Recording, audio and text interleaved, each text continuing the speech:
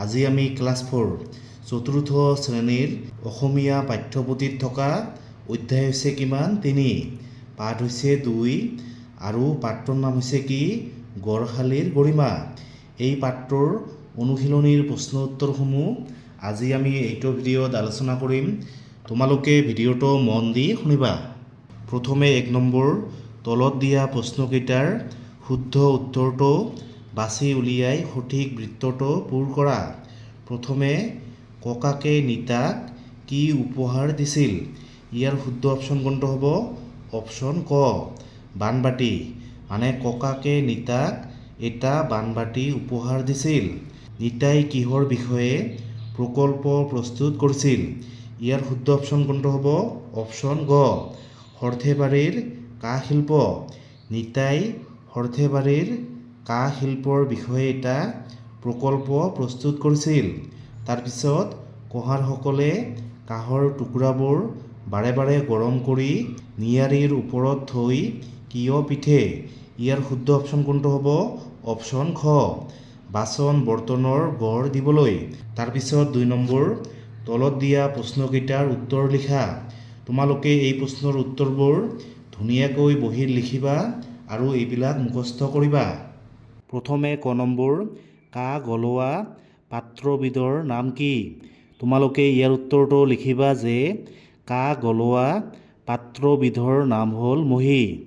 তাৰপিছত খ নম্বৰ অসমৰ কোন ঠাই মুখা শিল্পৰ বাবে বিখ্যাত? অসমৰ মাজুলী মুখা শিল্পৰ বাবে বিখ্যাত। তাৰপিছত গ নম্বৰ বাঁহ বেতৰ শিল্পৰ বাবে অসমৰ কোন ঠাই বিখ্যাত? ইয়াৰ উত্তৰ কি হ'ব? বাঁহ বেতৰ শিল্পৰ বাবে অসমৰ বিখ্যাত ঠাইখনৰ নাম হ'ল নলবাৰী। তাৰপিছত ঘ নম্বৰ নিয়াৰী কি? তোমালোকে লিখিবা যে নিয়াৰী হ'ল কাঁহৰ বাচন বৰ্তন তৈয়াৰ কৰোঁতে ব্যৱহাৰ হোৱা এবিধ লোৰ সঁজুলি। গড়শালী মানে কি? ইয়াৰ উত্তৰ কি হ'ব? গড়শালী মানে হৈছে কাঁহৰ বাচন বৰ্তন তৈয়াৰ কৰা ঠাই। তাৰপিছত প্ৰথম 6 নম্বৰ কুটীৰ শিল্প বুলিলে কি বুজা? তোমালোকে এই প্ৰশ্নৰ উত্তৰটো লিখিবা যে মানুহে ঘৰতে ঘৰুৱা সা সঁজুলিৰ সহায়ত কৰা শিল্পক কুটীৰ শিল্প বোলে। নিতাই কাঁহৰ বাচন বৰ্তন গঢ় দিয়া ক'ত দেখিছিল? ইয়াৰ উত্তৰ কি হ'ব? নিতাই কাঁহৰ বাচন বৰ্তন গঢ় দিয়া সৰ্থেবাৰীত দেখিছিল। তাৰপিছত 3 নম্বৰ তলত দিয়া সামগ্ৰী কেইবিধৰ ভিতৰত মিল নথকা সামগ্ৰীবিধ বাছি উলিওৱা আৰু কিয় অমিল লিখা। তোমালোকে ইয়াৰ উত্তৰটো লিখিবা যে মিল নথকা সামগ্ৰীবিধ হৈছে ভোৰতাল। কাৰণ ভোৰতাল এবিধ বাদ্যযন্ত্ৰ। ওপৰৰ সকলোবিলাকেই হৈছে মানে কি বাচন বৰ্তন, কিন্তু ভোৰতাল হৈছে বাদ্যযন্ত্ৰ।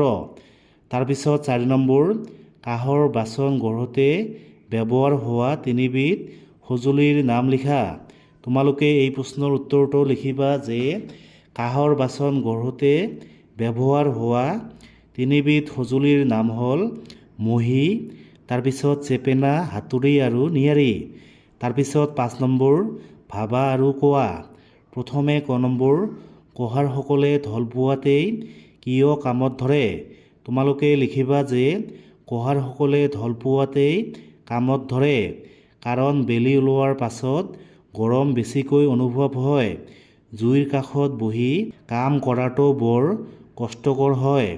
তাৰপিছত খ নম্বৰ কুটীৰ শিল্প অসমীয়া সংস্কৃতিৰ প্ৰাণ। ককাকে কোৱা এই কথাষাৰৰ অৰ্থ বুজাই কোৱা। তোমালোকে লিখিবা যে কুটীৰ শিল্প অসমৰ মানুহৰ জীৱনৰ লগত জড়িত।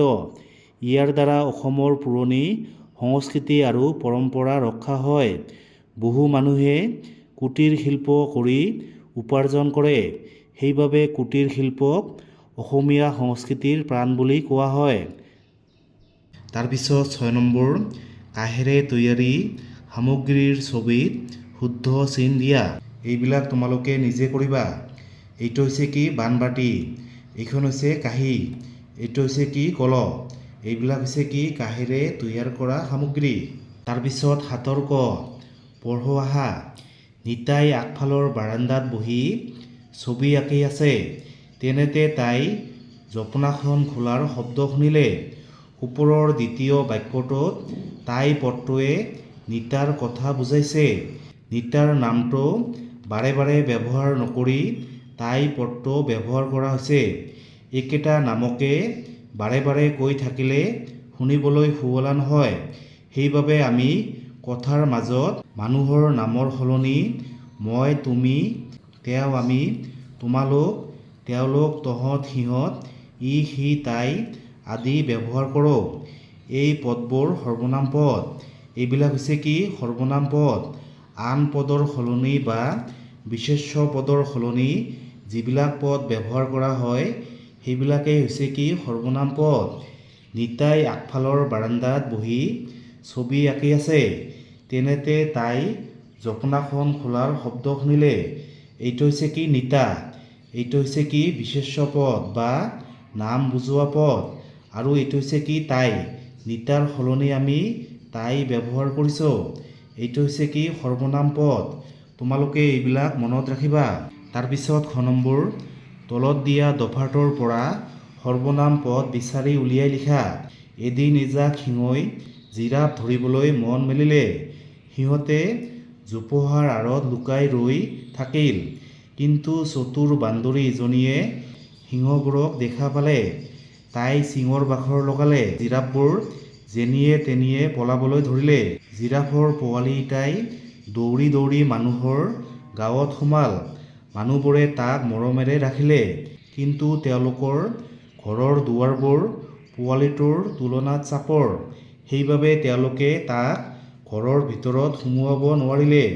মানুহবোৰে আলচ কৰি ৰাতিয়েই তাক তাৰ মাক বাপেকৰ ওচৰত থৈ আহিলগৈ।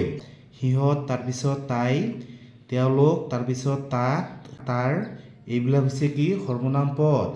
তাৰপিছত গ নম্বৰ, তলত দিয়া বাক্যকেইটা পঢ়ি উপযুক্ত সৰ্বনাম পদেৰে খালী ঠাই পূৰ কৰা। প্ৰথমে ক নম্বৰ, ৰাম এজন ভাল ল'ৰা। তেওঁ সদায় ভালদৰে পঢ়ে। তাৰপিছত খ নম্বৰ, নিতাই ককাকক দেখি বৰ আনন্দ পালে। তাই ককাকৰ হাতত ধৰিলেগৈ। তাৰপিছত গ নম্বৰ, নিতা আৰু মই চতুৰ্থ শ্ৰেণীত পঢ়োঁ। আমি নিয়মিত স্কুললৈ যাওঁ। তাৰপিছত ঘ নম্বৰ, মহাত্মা গান্ধীক আমি বাপু বুলি কওঁ। তেখেত ভাৰতৰ কুটীৰ শিল্পৰ বিকাশত গুৰুত্ব দিছিল। তোমালোকে এইবিলাক এনেকৈ খালী ঠাই পূৰণ কৰিবা। তেওঁ, তাই, আমি, তেখেত এইবিলাক হৈছে কি? সৰ্বনাম পদ। জানো আহা, অসমৰ গ্ৰাম্য জীৱনত কুটীৰ শিল্পৰ বিশেষ আদৰ আছে। বহুতো পৰিয়ালে সাধাৰণ সা-সঁজুলিৰে ঘৰতে উৎপাদন কৰা সামগ্ৰী বিক্ৰী কৰি ধন উপাৰ্জন কৰে। অসমৰ কুটীৰ শিল্পত উৎপাদিত সামগ্ৰী বিদেশলৈও ৰপ্তানি কৰা হয়। ইয়াৰ ভিতৰত শুৱালকুছিৰ পাট আৰু মুগাৰ কাপোৰ, সৰ্থেবাৰীৰ কাঁহ আৰু হাজোৰ পিতলৰ সামগ্ৰী, ঢকুৱাখানাৰ মুগা সূতাৰ কাপোৰ, নলবাৰীৰ বাঁহ-বেতৰ আচবাব আদি উল্লেখযোগ্য। নলবাৰীৰ জপাৰকুছিত ফুলাম জাপিকে ধৰি বিভিন্ন প্ৰকাৰৰ সৰু বৰ জাপি তৈয়াৰ কৰা হয়। তোমালোকে কিতাপত এইবোৰ ভালদৰে পঢ়িবা। তাৰপিছত ৮ নম্বৰ, আলোচনা কৰি লিখা। কুটীৰ শিল্পই মানুহক কেনেদৰে সহায় কৰে? কুটীৰ শিল্পই মানুহক কামৰ সুযোগ দিয়ে। ইয়াৰ পৰা বহু লোকে উপাৰ্জন কৰি জীৱিকা নিৰ্বাহ কৰে। কুটীৰ শিল্পই মানুহক স্বাৱলম্বী হোৱাত সহায় কৰে। লগতে ই অসমৰ সংস্কৃতি আৰু পৰম্পৰা জীয়াই ৰখাত সহায় কৰে। তোমালোকে ৮ নম্বৰ প্ৰশ্নৰ উত্তৰটো এনেকৈ লিখিলেই হ'ল। তাৰপিছত ৯ নম্বৰ, তোমালোকে গৰমৰ বন্ধত ক'ত ফুৰিবলৈ গৈছা সেই বিষয়ে 50টা শব্দৰ ভিতৰত এটা টোকা লিখিবা।